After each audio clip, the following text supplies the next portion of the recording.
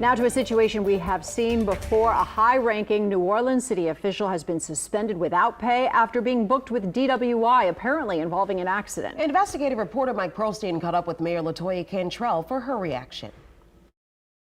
Mayor LaToya Cantrell wasted no time taking action against the latest member of her executive leadership team to be booked with DWI.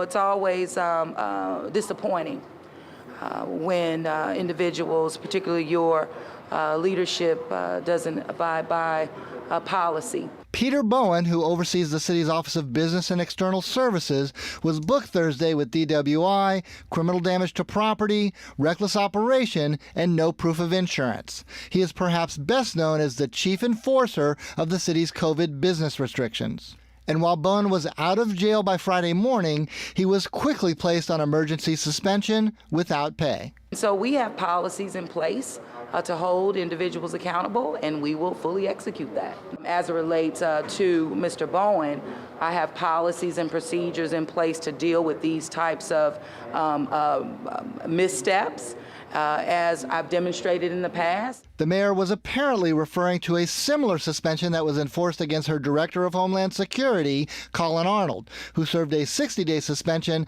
after he struck a parked car while driving a city vehicle in January. He's the same as anyone else. When you the rules or the acts of accountability is what it is. And so as mayor of the city, I will hold my folks accountable, and I have policies in place to do so. A police report on Bowen was not yet available, so we are still trying to find out if he was driving a city vehicle, as well as other circumstances of his accident and arrest.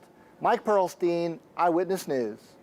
City Councilman Jared Brissett also dealt with a DWI when he crashed his city car last year. Then a second DWI happened earlier this year that ended his campaign for a council at-large seat.